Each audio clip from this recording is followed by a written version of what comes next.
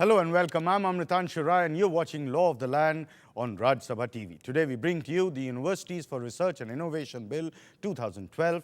To discuss the issue, I have with me Mr. Pawan Agrawal, Advisor, Higher Education Planning Commission, and Professor Jamdayal B.G. Tilak, National University of Education, Planning and Administration, and Dr. S. Lakshmi Devi, Principal, Shahid Rajguru College of Applied Sciences for Women, Delhi University. Now for the headlines. The bill seeks to attract private investment in the field of research and innovation. It seeks compliance of policy on inclusion of socially backward section from the private entities. It grants complete autonomy and liberates the University of Innovation from UGC regulations.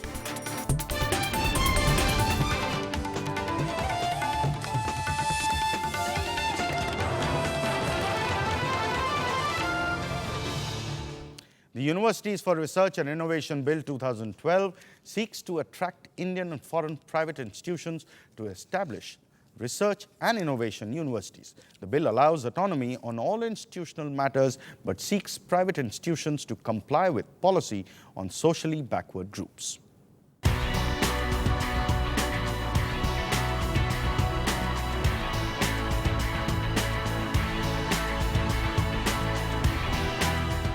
There are limited opportunities for students who want to undertake research and innovation. Most of them are forced to move abroad for such activity. This is due to lack of an enabling environment. It is this problem that the government seeks to address through the Universities for Research and Innovation Bill. The bill seeks to allow setting up of universities for innovation in private and public sector. To facilitate the foreign educational institution to come to India, they came up with the Universities for Innovation Bill. The draft was circulated in 2010, in mid-2010. The bill allows the government to set up universities for research and innovation through notifications. The Innovation University will be allowed if the promoter is a non-profit company under the Companies Act, a society or a trust which has proven innovations in research. An Indian university with 25 years of experience and a foreign university with 50 years of experience will be allowed to set up innovation universities. The reservation policy of the government will apply in case of public funded university, but private universities will have to make disclosure of affirmative action towards socially and economically disadvantaged groups. If the research or the innovation is of the quality, if of quality, then it is to be considered irrespective of whether university is 25 years old or it is 50 years old. The bill also proposes a dispute resolution mechanism. In a situation of disputes between the university and a statutory authority, it will be redressed by committee consisting of a nominee of the statutory authority, a nominee of the concerned university, and a nominee of another university of research and innovation. The decision of the committee will be final. Subina Roy, Rajya Sabha TV. Each university would offer exposure to an international classroom environment. However, a minimum of 50% students have to be Indian citizens. 3 points, sir. And I'll begin with you, sir. It facilitates foreign institutions to come and set up research and innovation institutions here. As the Duta former president put it, do you see anything wrong in that? I think this provision is being misread, because a foreign university which has been in existence for 50 years can float an Indian counterpart here as a research and innovation university, and this is not really to allow foreign universities of all kinds to come to India, because we must recognize the fact that research capacity in Indian higher education is extremely weak, and we need to ramp it up as quickly as possible by whatever means that are possible for us. Professor Tilak? If you allow me, in fact, I would like to start with a comment on the first 2 points that you have made. Right. Number one, I think you said that it is a bill that seeks private investment in higher education. in creating Attracts. these universities. Attracts. That's not the most important objective of the stated objective of the bill, but that's implicit in the whole bill. The second, you said that this is a bill that aims at improving the access to the socially backward classes. That's not the objective of the bill anywhere. Yeah. So I wish to correct that. On the specific point on the foreign education bill, you see, there is not foreign. I think there is a foreign education bill pending in the parliament. Now, quite surprisingly, this bill doesn't have any reference to that. And it means that foreign universities can come here independent of the status of the foreign education universities bill. And that's really negating our own bill, which is also in the parliament at the same stage. Yeah, right. And this has lots of implications, of course. We can have some safeguards, but not really sufficient safeguards are put in the present form of the bill. Dr. Lakshmi? Well, this bill is a welcome bill, and I think it will give collaboratory research between, I would say that we should have not only the new universities coming up, we can have existing universities also doing this. And if we have already, there are certain universities collaborating with other foreign universities, and those also should be brought into this. Does it facilitate that activity? That has to be incorporated. At the moment, it is not there in it because they are setting up new universities, but I think that should be allowed too. Yes, Innovation universities, it may be possible. right, it may be possible. Yes, but also on the criteria of straitjacketing, of putting a qualification that 25 to 50 years, 25 for Indian institutions, 50 years for foreign institutions. And it was a very valid point made. Research is research. It can come even after 5 years. Is that possible? No, I think before I come to this point, Yeah. You made whether existing universities can be converted into a university for research and innovation. In fact, at the instance of the Planning Commission, this provision has now been inserted because we do expect that many of our universities are already doing fairly well as far as research is concerned, and they can be given this status. I think what bill provides is a new governance structure, which is unique for the Indian university system because of the legacy that we have.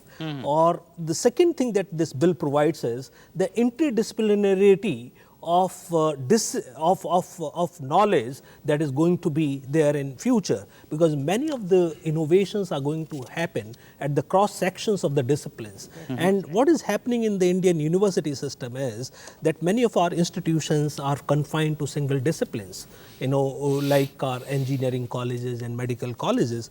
So I think these two are very important aspects of this legislation. Now coming back to your point about criteria of 25 to and 50 years, we must recognize that excellence in research cannot be, created overnight.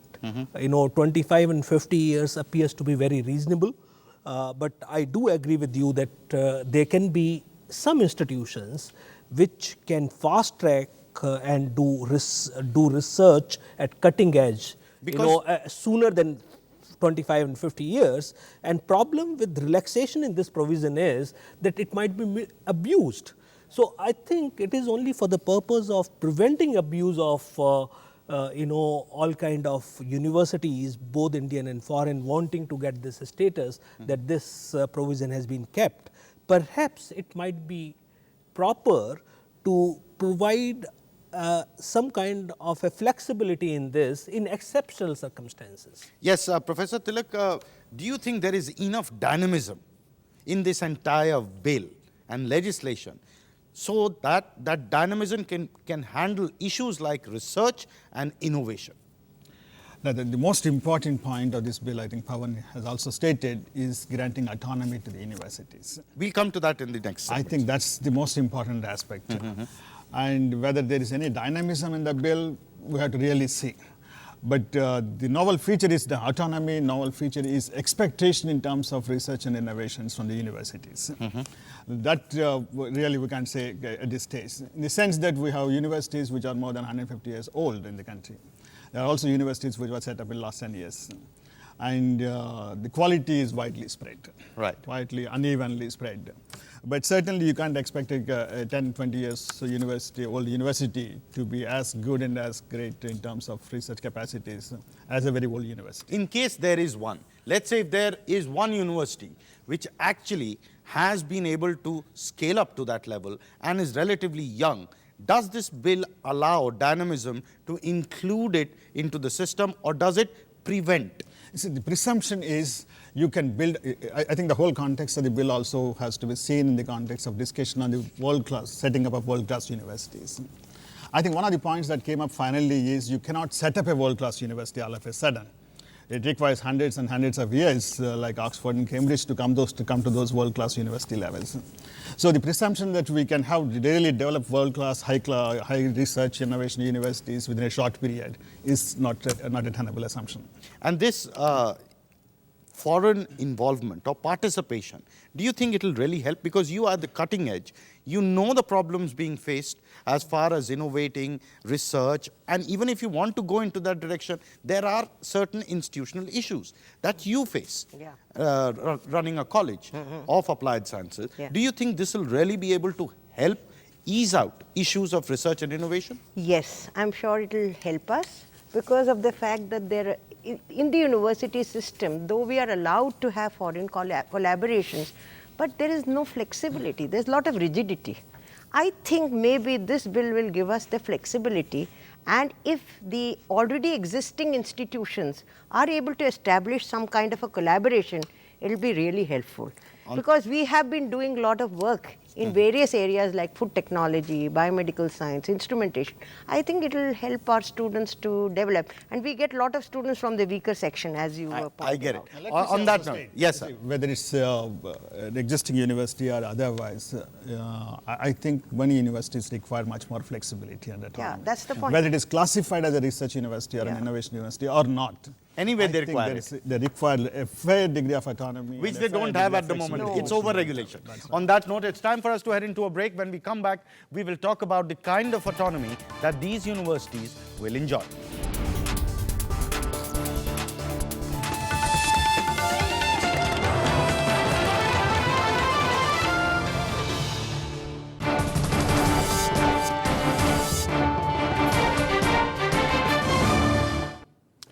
Welcome back. The bill allows the innovative university liberty from regulations under the University Grants Commission Act. It allows them expanded rights to determine their own mechanism for operation to allow unhindered space to innovate. One of the fetters on innovation and research is the regulations and compliances that the scientists have to adhere to if they are using public funding. But this is likely to change as the bill empowers the innovation universities to determine their own standards of education. Through the studies that have been done on the foreign universities operating in India, more than 130 universities and so on, such are operating, the kind of areas they have catered to, and the way they brought down the standards of even eligibility, admissions, and even service and salary conditions they used in a way that finally, education suffered in these because. The bill empowers the university for innovations with wide-ranging operational powers. They will be able to impart instructions consistent with its objects as determined by the university. They can provide for dissemination of knowledge and experiencing, designing, developing, and delivery of solutions. They can award degrees, diplomas, and other academic distinctions. They will be able to institute teaching, including distance education systems, research, or other academic positions as it may find fit. It may appoint officers and staff as per its requirement. It may make provision for dissemination of knowledge emerging from research, including consultancy with other institutions. It may determine and receive payment of fees and other charges from students and any other person or institution. The Innovation University may also establish campuses and study centers overseas. It will also be allowed to receive funds from any person. It can also acquire, hold, invest, manage, or dispose of any movable or immovable property. It can establish and maintain infrastructure as and when required. It can define standards of admission to the university, including examination. It can do all such other acts and things as may be necessary to attain its objects. You will have universities in the country which will not be bound by any law of the land, any regulation, any statutory authority. They will be law unto themselves. They will decide their own courses. They will decide their own fees. They will decide their own structure of appointment of teachers at all levels. The promoter of each university will be expected to submit a vision plan, a memorandum of agreement (MOA) and a project report to the central government. Then the government will display the memorandum for 60 days for public suggestion. An expert committee will be formed to advise on the vision plan. Once the application is accepted, the memorandum will need the approval of the parliament.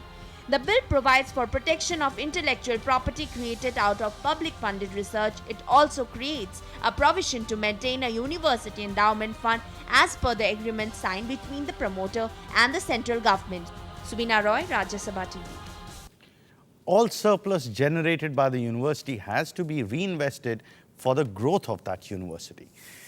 Ma'am, you saw the kind of autonomy that these universities will get. Huge autonomy, almost everywhere, all aspects. But do you think a college like yours will be able to qualify or become part of the RI, Research and Innovation University, if you aspire to do so?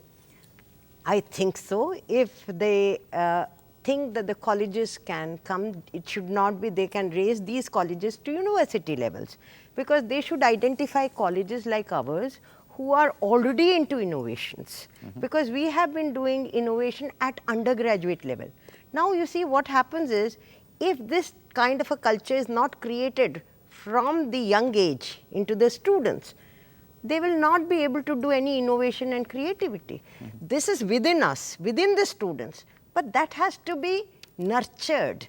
And the colleges are the best places where we can nurture these research potentials, and slowly they can come forward and bring up various aspects. Basically, it allows you to do whatever you want to do. Yeah, sure. And you as an university can aspire to gain that stature. Why not? Why not? Yes, we have the potential. And to it do doesn't so. deter you or stop you in any clause-wise from taking such autonomy. If the government allows, and if the university allows. Government Because allows, again, university allows. Yeah, Now, that is where the again, catch that is. flexibility Now, has to be there. Two issues, Professor Tilak. Government allows and university allows. First, the government has set a barrier as Parliament will approve all such research and innovation university. You see, why do we need so fast? I don't understand. So, you see, in the present circumstances, a university has to be set up by the central government, by the parliament only. A state university has to be set up by the assembly only. So I won't find any problem at all. If for each university, a bill has to be passed by the parliament. You call it MOA, but a proper bill has to be passed by the parliament, and set up a research and innovation university. Certainly, you are not thinking of setting up 100 universities. We thought of having 14 innovation universities or 14 world-class universities, but the present bill also doesn't refer to any number at all. So if you are not thinking of very large number, I don't have any problem at all if Parliament looks at the bill for each university separately. Okay, I'll bring you in, Mr. Agarwal. See, there's also liberty for the private sector to come and set up, whether it be foreign or Indian. Now, for that entity to come and actually invest money in setting up such world-class RI universities, do you think Parliament will be able to act as quickly as they would like the Parliament to act? I think by putting in place an umbrella legislation and then allowing only the vetting of the memorandum of association, which can be a quicker process, which will be placed in the Parliament, and in case the Parliament finds that there is something wrong with it, the process has been made very fast.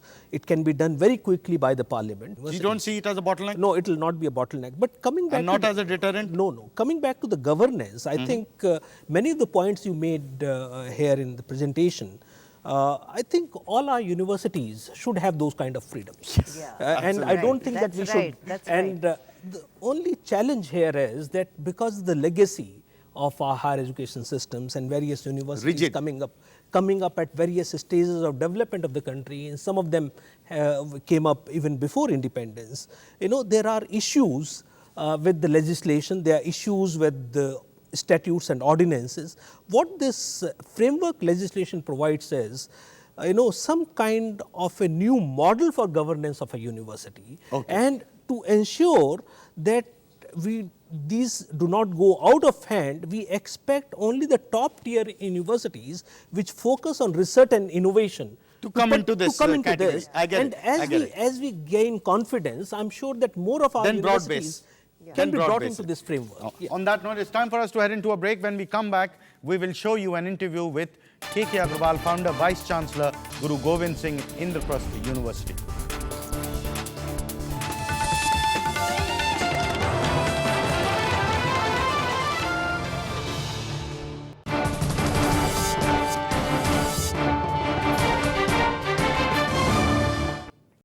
Welcome back. My colleague Aruna Thakur spoke to founder, Vice Chancellor of Guru Govind Singh Indraprastha University, Mr. K.K. Agrawal, and tried to get his point of view.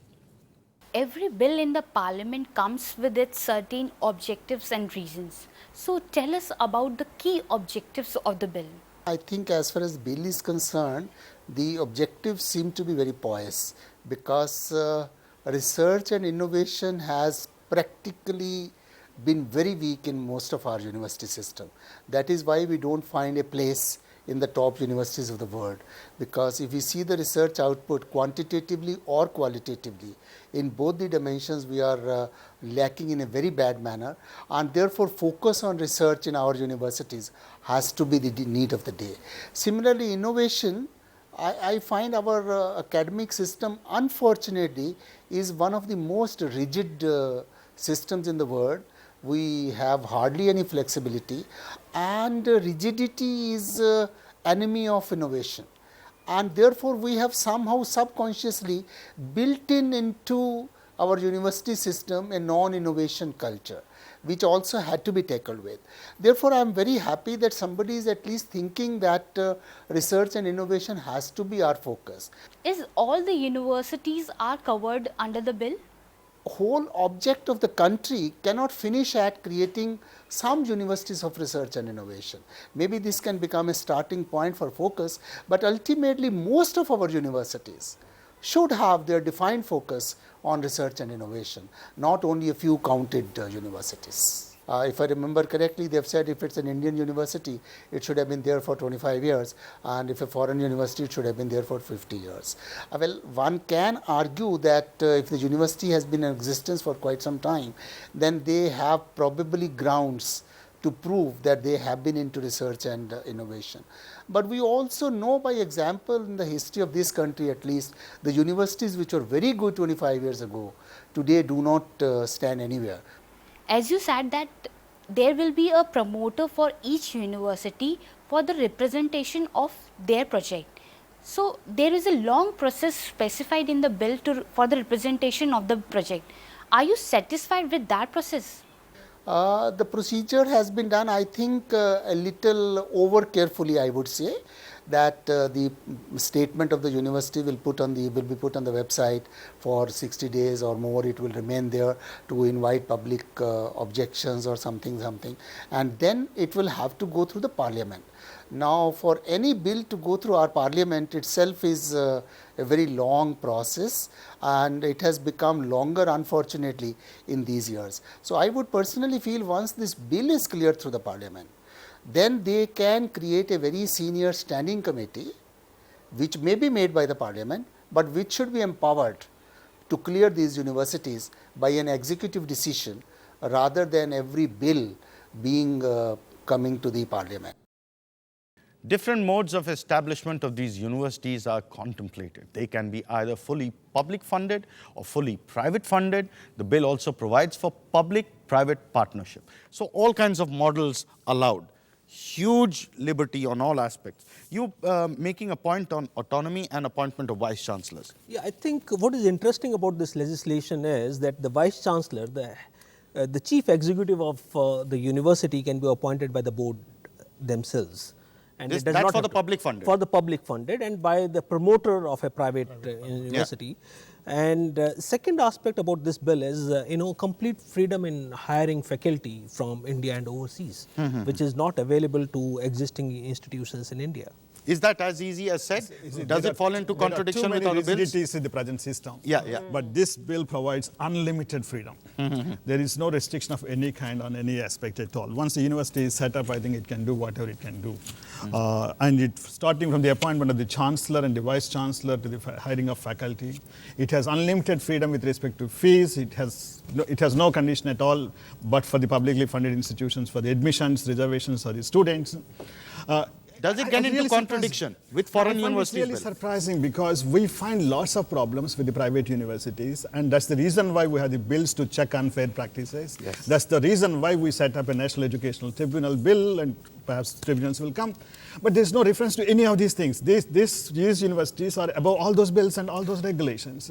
And I can't understand that in a civilized, even in a free market society, you will have a university of this kind which will be completely free from government control. There is no accountability, and there is no social control, there is no government's role at all. And non-profit. NCHR, UGC, nothing. All our universities are not profit now. You know what they are doing also. That's right. So, now, to give such an unlimited degrees of freedom to the universities, private and foreign, to some extent to the public universities, is really questionable. Ma'am, on the issue of admission and school fees and things like that, they have absolute liberty to decide fees. Quickly, ma'am. You see, the whole point is we should also look at the weaker sections. There are many students who will not be able to afford if the foreign universities come into the picture, and therefore we'll have to keep some kind of a policy where the freeship is given or some scholarship is given. For public funded, reservation is there. For private funded, they'll have to comply with disclosures. Yes, that's what. And secondly, but they can have their own. They don't have to provide any scholarships. They don't have to provide any admissions. but I think that is necessary. And secondly, we should also look at the region where these universities are established. Can we have some kind of association with the communities? Because there may be innovations in those communities. Can we incorporate that in the university system? We'll have to look at that. I think that will come in the rules and guidelines, and there's a lot of scope of change, and it's just been introduced, ma'am. Whole lot of change and debating has to be undertaken. That's all we have time for. So that's all we have time for. Thank you, ma'am. Thank you, sir, for joining us on this discussion. It's time for us to end the show. You can email your suggestions and comments to law.rstv@gmail.com. You can also watch our shows on the YouTube. We'll be back with a new issue and a new episode. Keep watching Rajya Sabha TV.